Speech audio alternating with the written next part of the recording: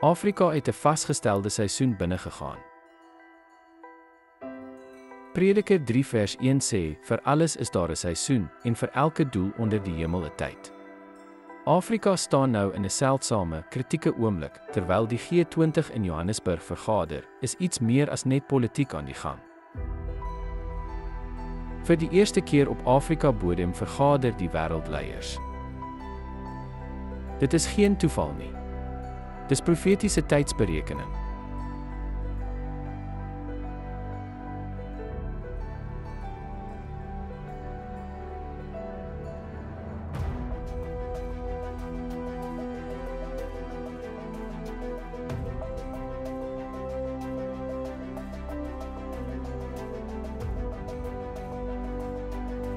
Daniël 2 vers 21 sê, hy verander tye en seisoene, hy stel konings aan en hy sit konings af, hy gee wysheid aan die wyse mense en kennis aan die verstandiges.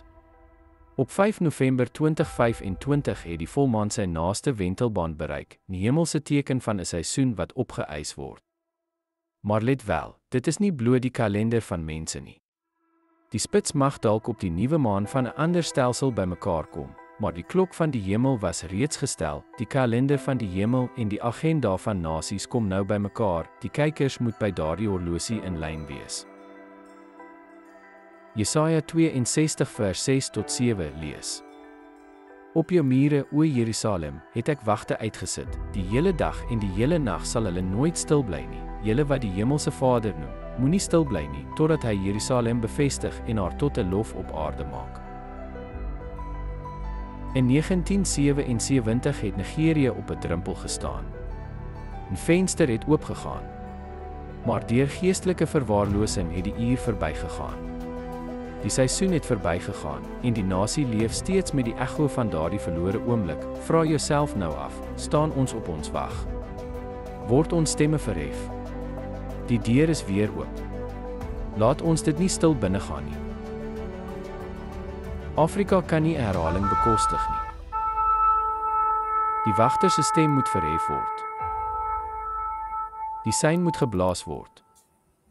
Jeremia 31 vers 36 sê, as daardie verordeninge voor my aangesig wyk, verklaar die hemelse Vader, dan sal die nageslag van Israel ook ophou om vir ewig 'n nasie voor my te wees.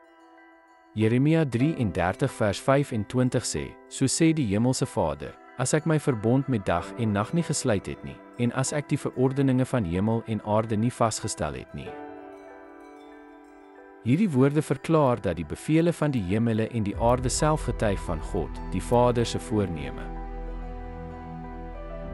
Jy is getuie van die oop uur van wat die hemel verorden het. Ons moet die seisoen bewaak, ons moet wakker bly, ons moenie verloor wat die hemel in werking gestel het nie. Laat die wat ore het om te hoor, luister, laat die met onderskeidingsvermoë staan, laat ware wagte hul posisie inneem, sodat Afrika se vasgestelde uur oop bly. Hierdie seisoen moet nie verlore gaan nie. Sidonia en Maria,